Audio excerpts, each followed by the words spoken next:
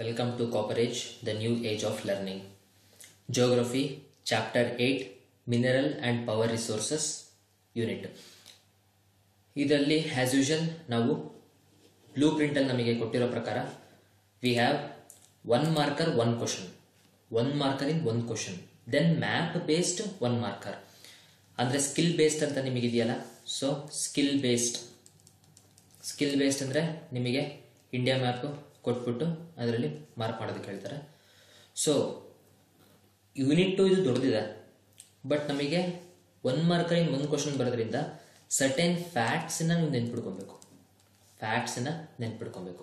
And map based ಇರೋದ್ರಿಂದ ನೀವು places ಎಲ್ಲಿ ಬರುತ್ತೆ ಇಂಡಿಯಾ ಮ್ಯಾಪಲ್ಲಿ ಅಂತ ನೆನ್ಪಿಡ್ಕೊಬೇಕು. So we learn about the following in this chapter.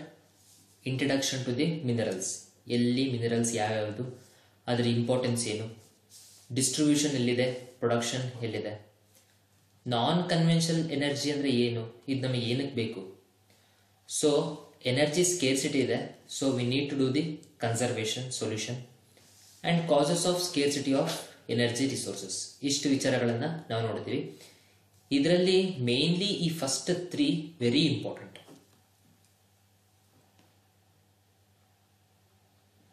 First, what is minerals? Minerals ಅಂದ್ರೆ ಏನು?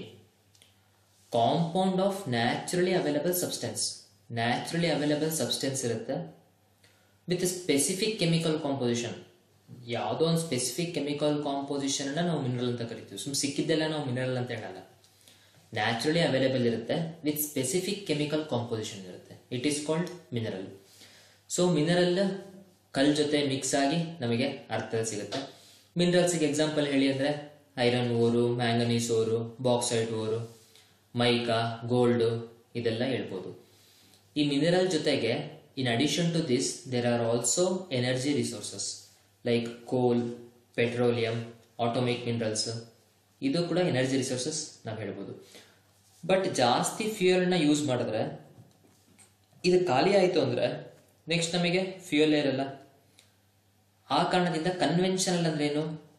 ಕನ್ವೆನ್ಷನಲ್ ಅಂದ್ರೆ ನಾವು ಯಾವಾಗಲೂ ಯೂಸ್ ಮಾಡುವಂಥದ್ದು, ಸದಾ ಯೂಸ್ ಮಾಡುವಂಥದ್ದು, ಅಂದ್ರೆ ರೂಢಿಗತವಾಗಿ ಯೂಸ್ ಮಾಡುವಂಥದ್ದು.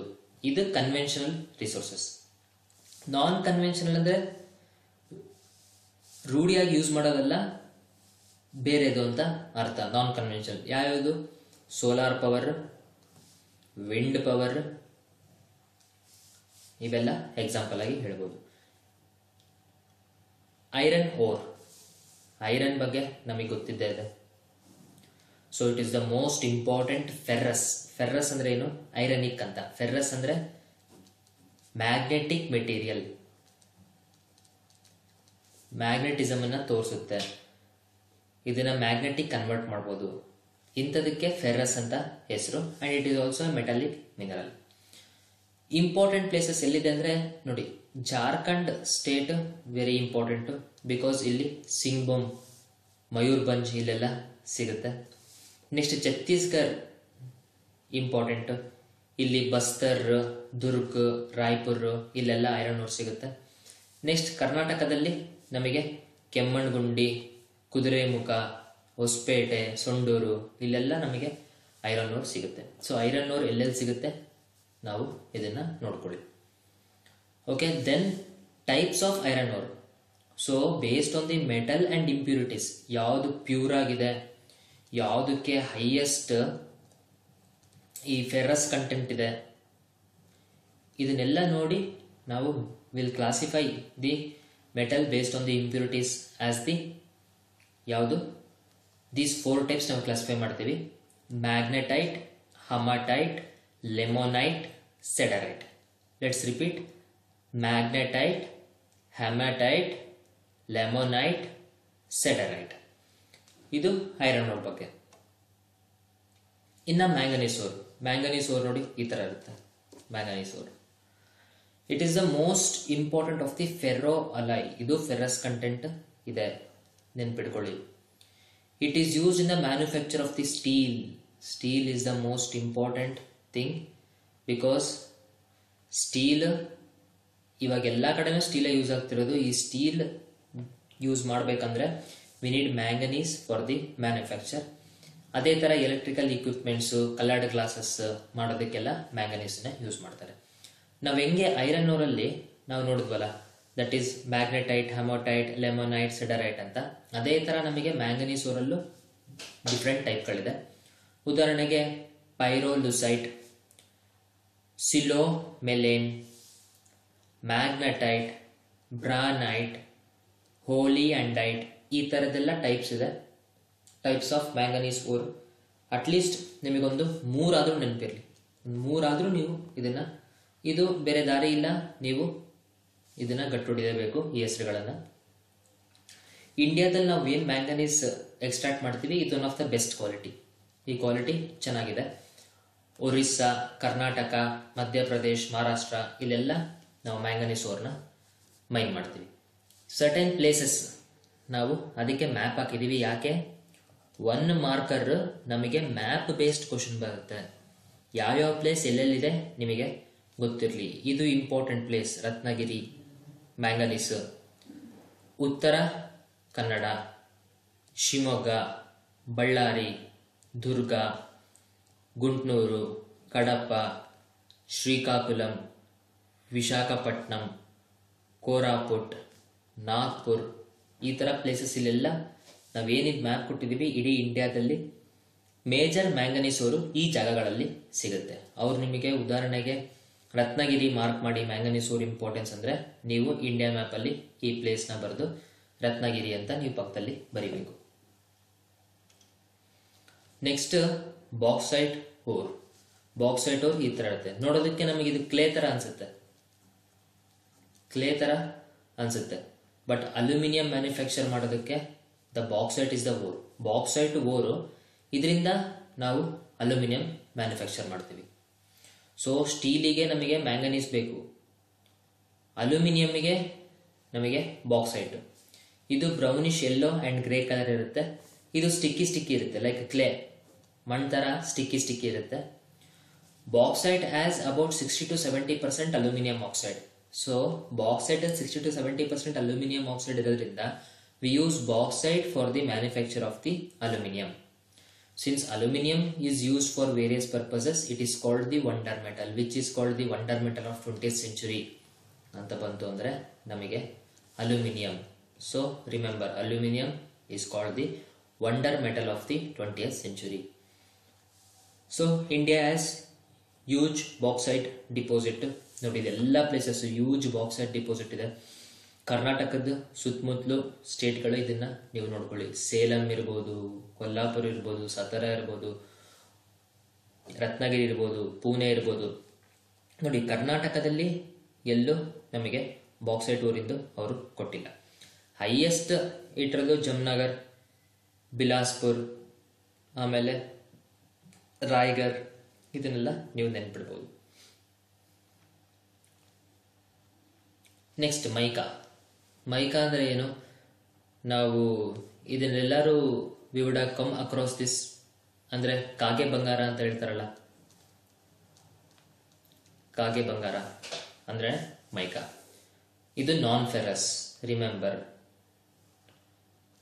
ನೀವು ಮುಂಚೆ ನೋಡಿದ್ರಲ್ಲಿ manganese ore ferrous, iron ore ferrous, ಇನ್ನು ಮಿಕ್ಕಿದ್ದು ಇದು ಫೆರಸ್ ಅಲ್ಲ. ಯಾವುದು? That is mica. India is in a leading position in having deposit of mica and in the manufacture of mica plates. Mica transparent, heat resistant, shining ಹೊಡಿತಾ ಇರುತ್ತೆ.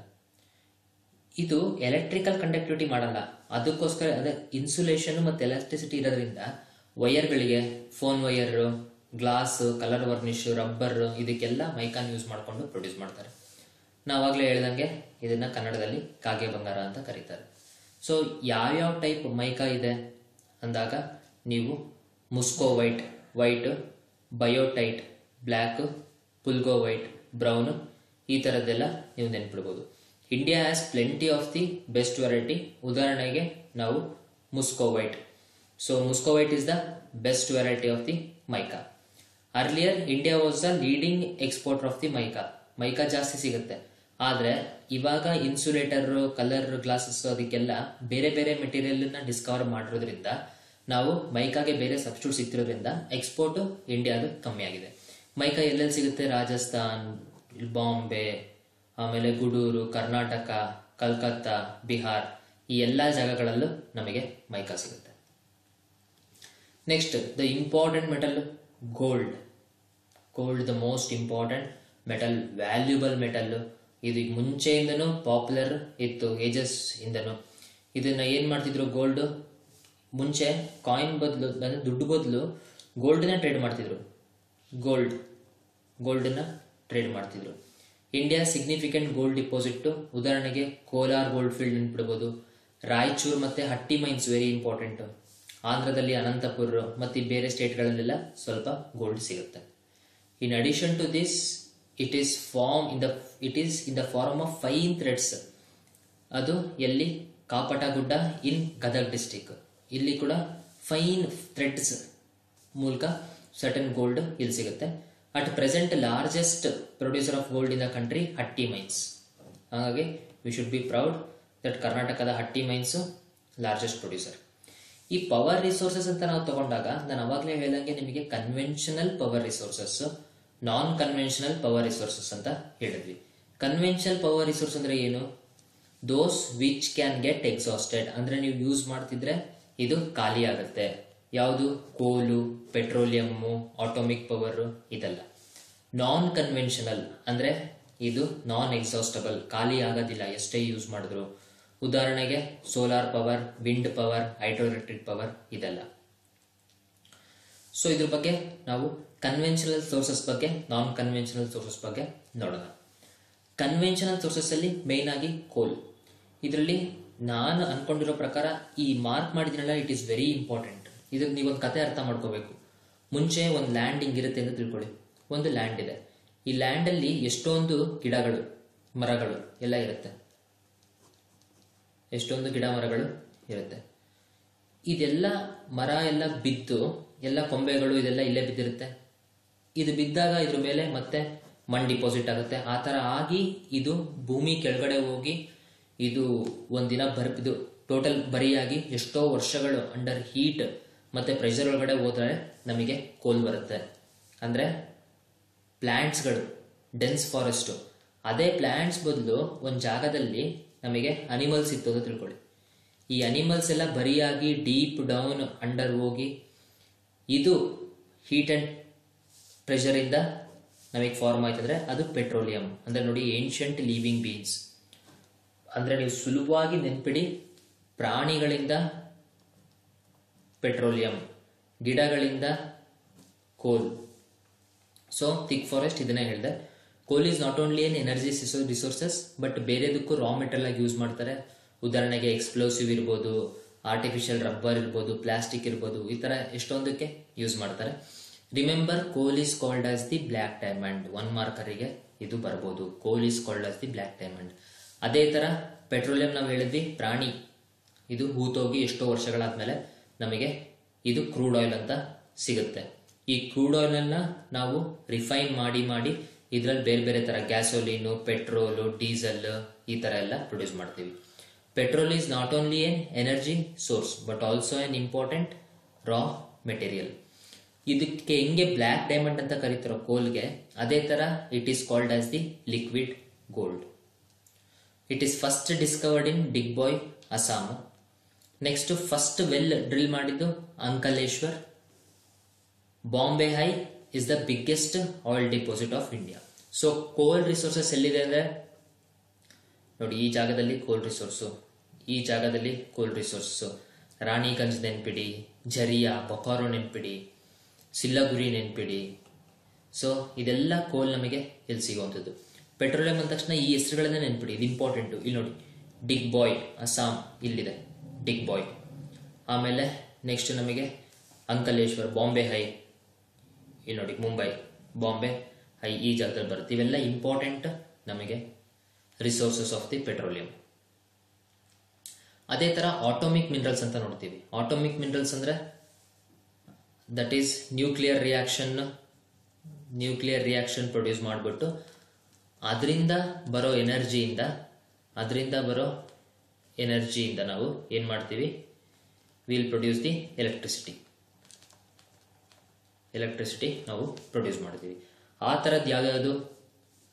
Uranium, thorium, beryllium, lithium. ಇದು 4 ನೀವು ಈಗಲೇ ಗಟ್ಟೊಡೆದ್ಬಿಡಿ. Uranium, thorium, beryllium, lithium. So uranium ಎಲ್ಲೆಲ್ಲಿರುತ್ತೆ? It is distributed in these areas. ಸಿಂಗ್ಬಮ್, ಗಾಯಾ, ಹಜಾರಿಬಾಗ್, ಇಲ್ಲೆಲ್ಲ ನಮಗೆ ಯುರೇನಿಯಂ ಸಿಗುತ್ತೆ. ನೆಕ್ಸ್ಟ್ ಕೇರಳದಲ್ಲಿ ಯುರೇನಿಯಂ ಅಲ್ಲ, ಇದು ಒಂದು ಮೊನೋಸೈಟ್ ಸ್ಟ್ಯಾಂಡ್ ಅಂತ ಇದೆ, ಮೊನೋಸೈಟ್ ಸ್ಯಾಂಡ್. ಇಲ್ಲಿ ಕೂಡ ನಮಗೆ ಆಟೋಮಿಕ್ ಮಿನರಲ್ಸ್ ಸಿಗುತ್ತೆ. ಅದೇ ಥರ ಥೋರಿಯಂ ಎಲ್ಲಿ ಸಿಗುತ್ತೆ? ಸ್ಟೇಟ್ಸ್ಗಳನ್ನು ಕೊಟ್ಟಿದ್ದಾರೆ, Kerala, Bihar, Tamil Nadu, Rajasthan.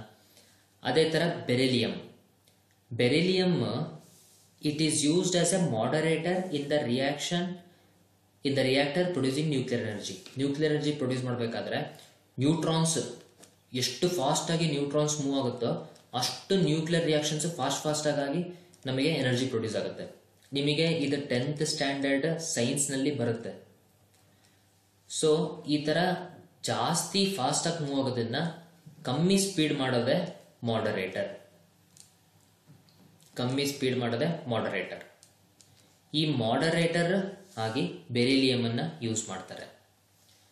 Next lithium the light metal.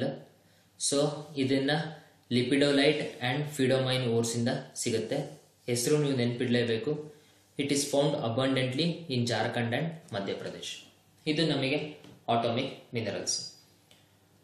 Next non conventional ಅಂದ್ರೆ ಖಾಲಿ ಆಗದೆ ಇರೋದು. ಯಾಕೆ ನಾವು ನಾನ್ ಕನ್ವೆನ್ಷನಲ್ ಯೂಸ್ ಮಾಡಬೇಕು?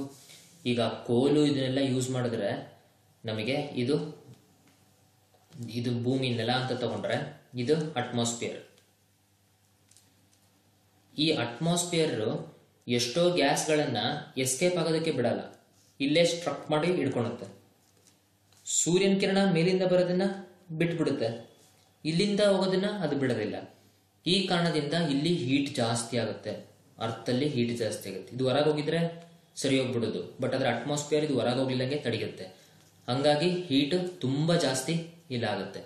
ಈ ಅಟ್ಮಾಸ್ಫಿಯರ್ ತಡೆಯುತ್ತಲ್ಲ ಈ ಗ್ಯಾಸಸ್ನ, ಇದನ್ನ ತಡೆಯೋದಕ್ಕೆ we call it as the green house effect.